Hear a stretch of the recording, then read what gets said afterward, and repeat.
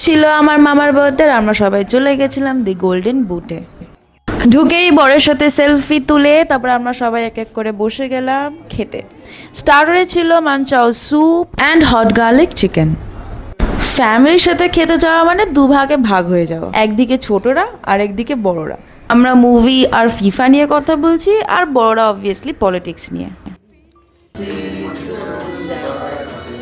দুটো বড় বড় কেক স্লাইস খাওয়ার পর, খেতে পাচ্ছি না বলার পর, আমি নিলাম fried rice and chilli chicken and Cantonese chicken. Fried রাইসটা একটু ডিফারেন্ট ছিল, কারণ কি ওখানে চাইনিজ ক্যাবেজ ছিল, দ্যাট ইজ পার্পল কালারের যে ক্যাবেজগুলো হয়। আর চিলি চিকেনটা খুবই স্পাইসি ছিল, লাইক টিপিক্যাল চিলি চিকেন, মানে খুবই ঝাল ছিল। ক্যান্টিনিজ চিকেনটা খুবই হেলদি অ্যান্ড লাইট ছিল, ফুল অফ ভেজিস ছিল। খাবারের কোয়ালিটি নিয়ে আর টেস্ট নিয়ে কোনো কমপ্লেন নেই। সবশেষে এটাই বলবো, ফুল ফ্যামিলি যখন একসাথে থাকে, হাসাহাসি, ছবি তোলা, খাওয়া দাওয়া, গল্প করা, ওটার থেকে ভালো আর কিছু হয় না।